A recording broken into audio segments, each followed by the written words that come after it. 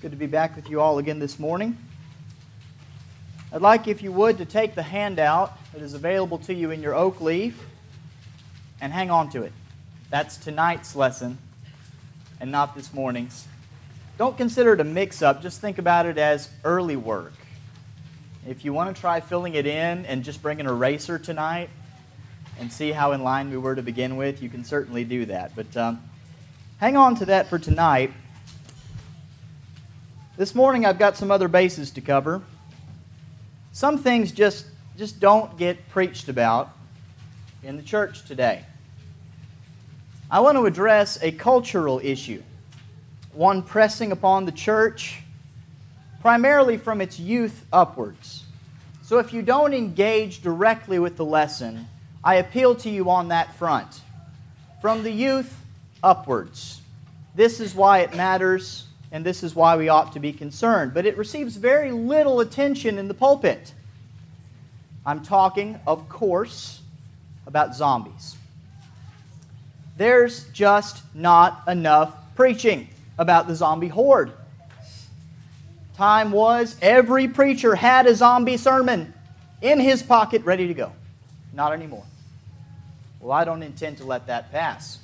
So here is mine. You can learn a lot about a culture by looking at its monsters. In our day, there are not so much superstitions out there as they are our very real fears and our desires, just grotesquely exaggerated. So keep in mind also, this is a consideration of the culture. How does the culture interpret itself? We take the things that we love, we take the things that we hate, we put big, ugly rubber masks on them, and we use stories about them to indulge our obsessions, to reflect on the things that bother us. Think about the monsters of popular culture today. They're not even really bad guys anymore, are they? They consume and they destroy humans one way or another, but people for the most part don't fear them outright. In fact, they are celebrated. And the popularity of zombies is just one chapter of this overall phenomenon. They're everywhere. And the difference between a zombie and other monsters is that they themselves are kind of victims. They are unthinking. Where a vampire represents youth and lust, and where werewolves represent rage, these are controlled things, directed.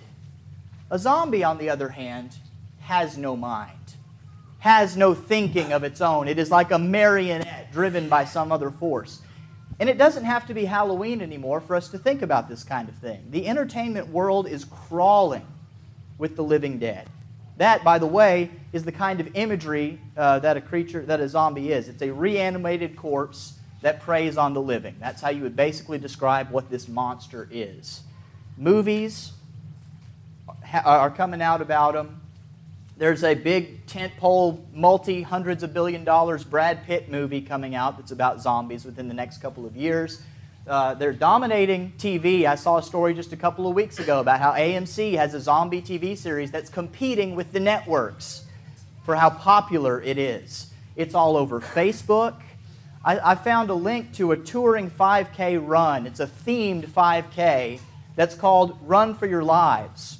And what it is you're running a track through the woods, and they have people along the lines where they would normally give you water. These people are dressed up like zombies, and they come out and they chase after you, and that gives you a little extra push. Brian Jenkins was telling me that down in Franklin right now, there's a paintball course. For the next week, you can go down, pay them a sizable amount of money, and shoot people dressed up like zombies at close range with a paintball gun. Just for the next week. So that's part of what makes me want to address their boom in popularity. It's become a form of fun. Besides the deadly serious motion pictures and the TV shows, which take themselves very, very, very seriously, there are also a number of very successful comedies that are about zombies. They're a fairly modern addition to the pantheon of evil, mythic creatures. They don't even rate up there with the Mummy. Zombie stories have their roots in superstitious stories from the voodoo culture of Haiti. Haitians believed that witch doctors were able to reanimate dead bodies to be their unwilling slaves and send them out to do their bidding. That was the superstition. And not long ago, after the United States began to occupy Haiti, a 1929 novel called The Magic Island introduced the concept of zombies to Americans. And Hollywood immediately jumped on that. And so the first zombie movie in 1932 was called White Zombie, starring Bela Lugosi. But it was George Romero's 1968 horror movie, Night of the Living Dead, that became kind of the game changer. Because he took zombies out of the tropics and he set his movie in the countryside of Pennsylvania. He brought them home. He used them as a cultural metaphor for all the turmoil of his time. 1968. What's going on in America in 1968? The Vietnam War, race riots, and protesting. Zombies represented fears that the world was being ripped apart, and it caught on. To explain the underlying boom in all things zombie, experts point to the versatility of zombies as a metaphor. Compared to vampires or werewolves, zombies can symbolize everything people are afraid of and anything that seems to be tearing society apart. Over the decades, the undead have addressed race relations, class wars, disease. There's one, I think, in the early 2000s that plays up as a disease, mindless consumerism, and even more. It is a blank page upon which to cast whatever you're afraid of that your fellow man can be caught up in and hurt you with. I was gratified to find that I wasn't the only one who has seen social implications in the recent rise of this popularity. Believe it or not, there are people who have degrees based on this. There is, in fact, a zombie research society. And I imagine they're probably getting federal money. The basic setup for a zombie story is this. This is the outline upon which you put your point. A few individuals are banding together in a post-apocalyptic wasteland, fleeing the mindless hordes of monsters that are seeking to either consume them or assimilate them. You don't want either, but those are the objectives, to consume you or assimilate you. And the stories usually end with the remaining people taking a last stand in a closed-up building. The other universal feature of the zombie movie, besides the story, and that's basically it, that's the outline of a zombie story. The other feature that characterizes these things is excessive, graphic violence. The creatures, and here's where it becomes a little disturbing. The creatures are common people. They are men, they are women, they are children, they are old, they are young, and they're transformed into slow-moving, mindless, grotesque creatures. And the good guys, the uninfected, mutilate them by the score, with axes and saws and shotguns, all for the sake of their survival. They take their fellow man, their neighbor, young and old, man and woman, adult and child, and just make them a little gross so they can slaughter them. Do you see how the underlying appeal of the zombie craze is based on things that are far from harmless fun? It is based on fear, revulsion, and isolation from our fellow man. What it feeds within us that we love to come and get our tidbit of fear is everyone is against you. They're all out to get you. Is it any wonder that this has appeal to young people today? What does that say about what's going on in youth culture? Here they are living in a time when, whether they know it or not, they probably are being communicated somehow that their future is being squandered. They're tens of thousands of dollars in debt to our government before they even start to get tens of thousands of dollars in debt on degrees that they can't use. And they try to move back in with mom and dad, but mom and dad are not worried about them. Mom and dad are just trying to keep from breaking up their marriage. Or maybe they already broke up their marriage when these people were in the single digits, young, impressionable ages. Their teachers are having to work 5 hours after every school day just to keep up with the bureaucracy that's raining down on them. The feeling that young people has is that parents, teachers, coaches, all of them are just trying to tread water for themselves. And if they happen to succeed, it's just to meet the objectives of these older people. Young people are being covered over. Is it any wonder that they look at society and find a metaphor to take a shotgun to it? There's a predilection toward violence. These are the things that are fed on. Our fear and our desire to look at our fear and strike it. Powerful things. In an interview about why zombies are so popular, the writer of World War Z, which is that Brad Pitt movie that's coming out in, a couple years, he said this: you can't shoot the financial meltdown in the head. You can do that to a zombie. You take the thing you are afraid of. Now, who here has ever heard of or is afraid of a financial meltdown? We're all terrified of it. You can't shoot it in the head, but you can shoot a zombie. As I mentioned before, several of the most popular zombie movies have been comedies, where the extreme violence has been played up, in fact, for laughs. There is currently a 74,000-member Facebook page that is titled, "The hardest part of a zombie apocalypse will be pretending I'm not excited." I went to go look it up because I got those figures several months ago, and in fact, there are chapters of this. I couldn't find the page. There are all kinds of pages with that title. Pretending, the hardest thing about the zombie apocalypse will be pretending I'm not excited. Now again, let me appeal to those of you for whom this is entirely foreign. A lot of times with me, when I hear about something on the radio or something, within a few days, it pops up again and again and again. I challenge you that this will be the case with this. You will hear the phrase zombie apocalypse somewhere where before it just went whoosh. You'll catch it. It's out there. People today feel victimized in one way or another. Violence, by its biblical definition, doesn't necessarily refer to physically harming another person. Think about this. Violence, according to, this is a Bible dictionary of the Hebrew meaning of the word translated violence. It is unscrupulous assault on the rights of another. Oh, we don't have that going on today, do we? Unscrupulous assault on the rights of another. Do you see then how most people, often justified, have sometimes, often felt like victims? Sometimes justified, sometimes not. More often than not in Scripture, the Hebrew word for violence refers to injustice or oppression.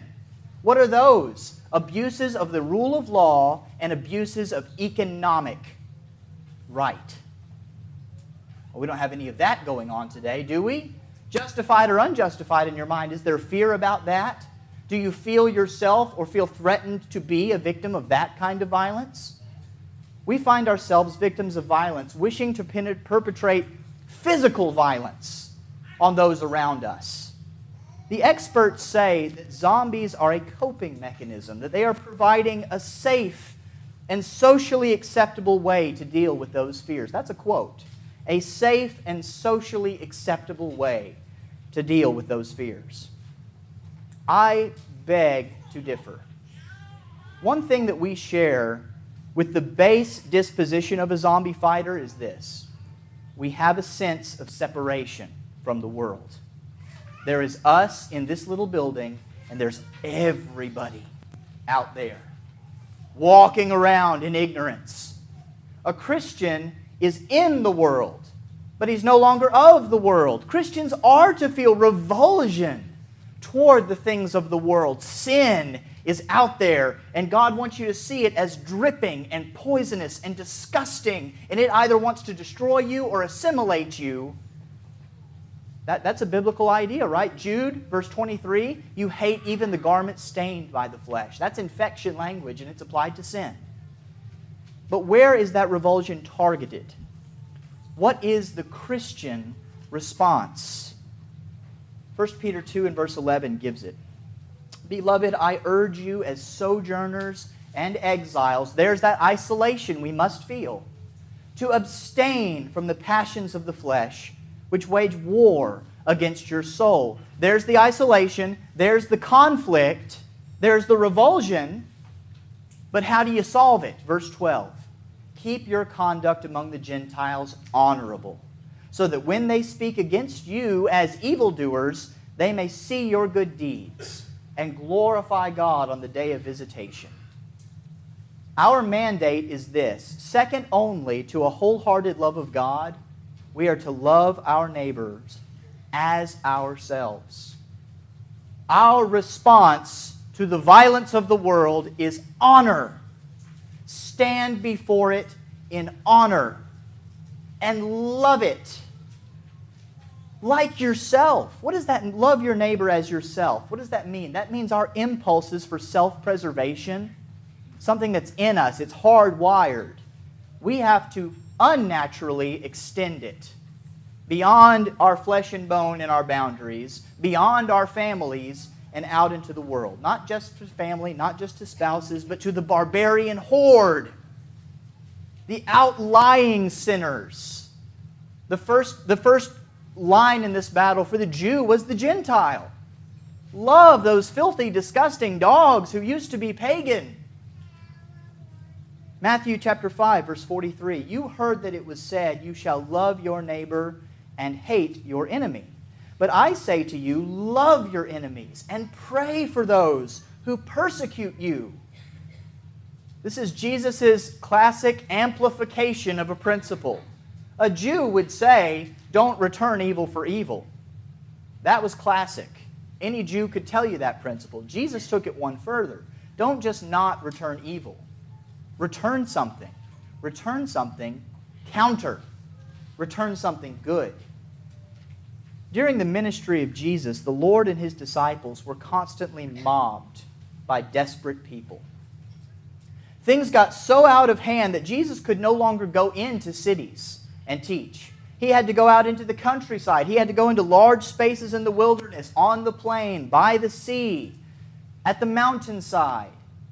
The sea was effective because it was not only a natural amphitheater, but he could also separate himself from the people long enough to teach. When we teach the little children about the paralytic whose friends lowered him to Jesus from the roof, I don't think we properly capture the atmosphere of that crowd.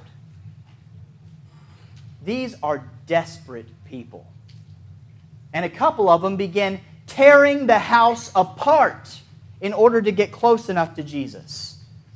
Now think again about the classic ending of a zombie movie.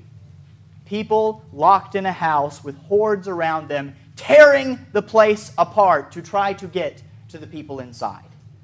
It's very close to the sort of thing that you see depicted. Can you imagine the fear that this might stir in disciples? A mob is a fearful thing. You might fear being a victim to a mob, being overrun by it. Or there's the other side. If you feel that you have the mob at your control, you still don't escape the fear of the mob. The fear of the mob then is the fickleness of that mass of people. You become desperate to preserve your power over the mob. There is fear to be felt by Christians toward the masses of people who are needing Christ. And Jesus, He spoke to that. In Luke chapter 12 and verse 1, if you'd like to look with me in your Bibles, there's a setup to a familiar teaching that we normally pick out and we talk about the Pharisees and their leaven. But think about what I've said here. The fear of the mob and the fear of controlling them. If you find yourself in control of them, you are still, in essence, controlled by them because you want to keep that control under lock and key. In the meantime, verse 1, when so many thousands of the people had gathered together that they were trampling one another. Now, do we miss the violence and the desperation in that? I think a lot of times we just read right over it to get to the story. It's the setup. This is the fear. he began to say to his disciples first, beware of the leaven of the Pharisees, which is hypocrisy. The leaven of the Pharisees is motivated by the mob that demonstrates its desperation by trampling some of its own. Nothing is covered up that will not be revealed, the Lord said, or hidden that will not be known. He takes that fear of people and he starts talking about hypocrisy. Therefore, whatever you have said in the dark shall be heard in the light, and what you have whispered in private rooms shall be proclaimed on the housetops. In the face of the mob, what does Jesus speak to? Honor. Moral integrity. That is what our response should be when we fear the masses that are closing in around us. Preserve your integrity. That is what separates you from the mob. Our natural response is to catch the sinners up within our revulsion for sin. And Jesus calls for us to make a careful separation between those. Look with me at Matthew chapter 9.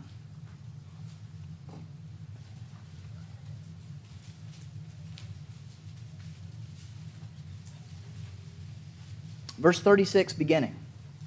When he saw the crowds, he had compassion for them, because they were harassed and helpless, like sheep without a shepherd. Mindless, like a sheep. Then he said to his disciples, the harvest is plentiful, but the laborers are few. Therefore, pray earnestly to the Lord of the harvest to send out laborers into his harvest. To play on the metaphor, Jesus was approached by people who probably looked like people in zombie makeup look. Have you thought about that? When a leper comes up to him, he was able to see the person within and to touch the affliction. He didn't just have masses of people who were moving like zombies. He had people who looked just like them. Back in the day, they had to sit outside of the city like beggars. Whenever a Jew was approaching them by law, or in order to honor the law, they had to say, unclean, unclean. These bloody, scabby, dripping people waving their arms by the side of the road, coming toward Jesus to touch him with their defiling flesh. And what does he say? Mark chapter 1 and verse 40. You see the desperation in this man's voice. He's been so used to being a living monster for so long. A leper came to him, imploring him, and kneeling said to him, if you will, you can make me clean. But there's the doubt within him. He's so long been used to not being human that he says to the Lord, if you will, you can make me clean. You can let me touch you, and I don't defile you. Instead, you purify me. Moved with pity. Here is the Lord's response to the frightening thing. Moved with pity. He stretched out his hand and touched him. And we miss the weight of that.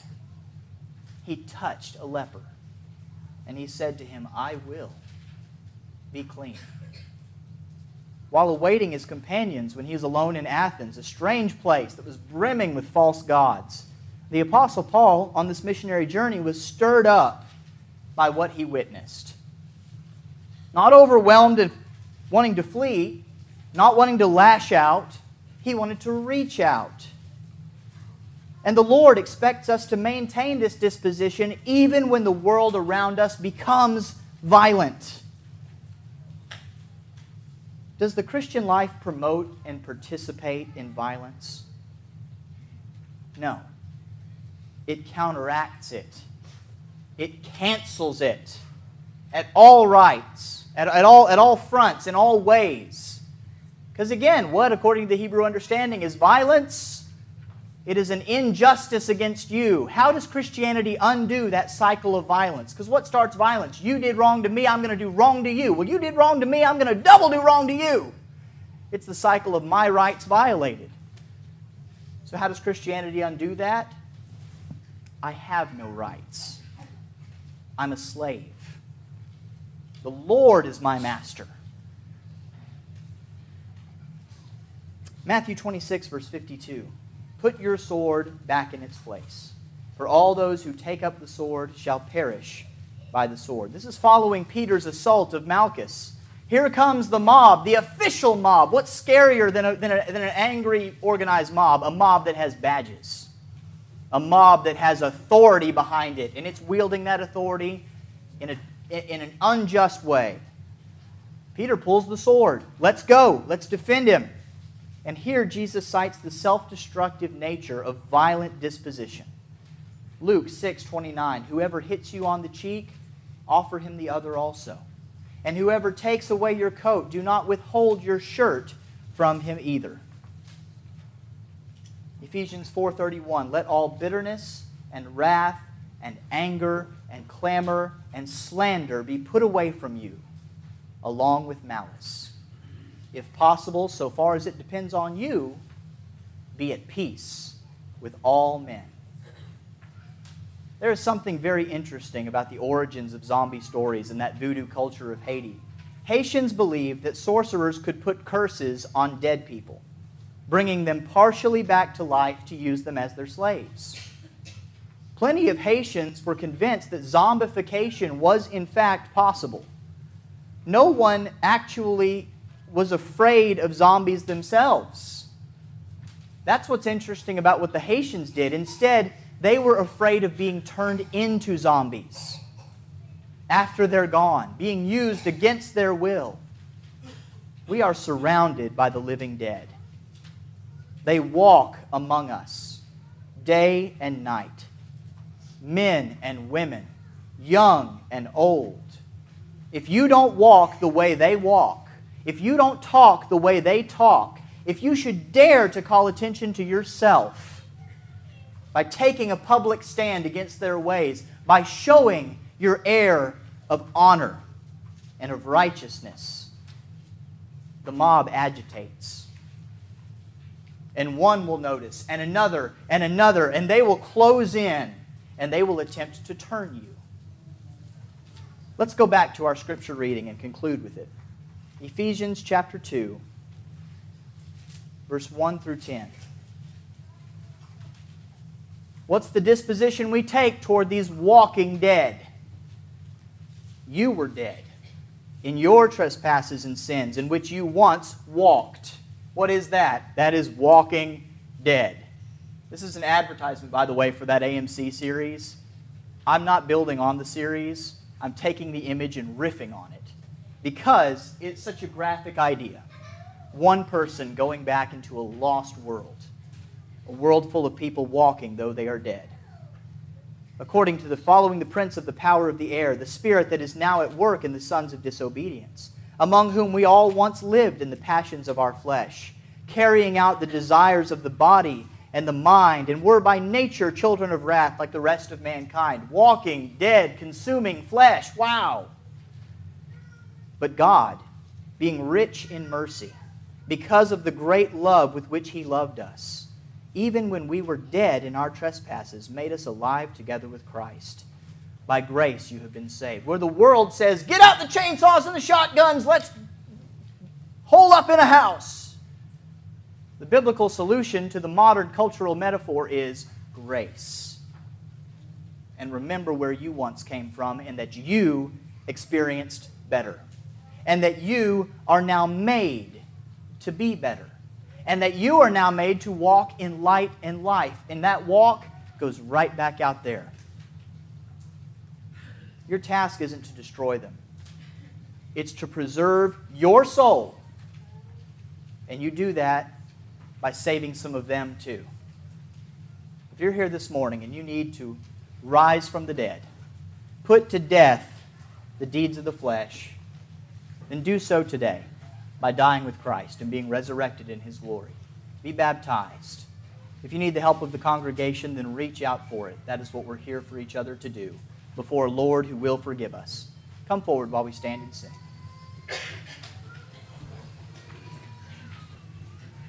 Watch and pray, for the Lord is coming in the clouds someday. Wash your robes in the cleansing fountain.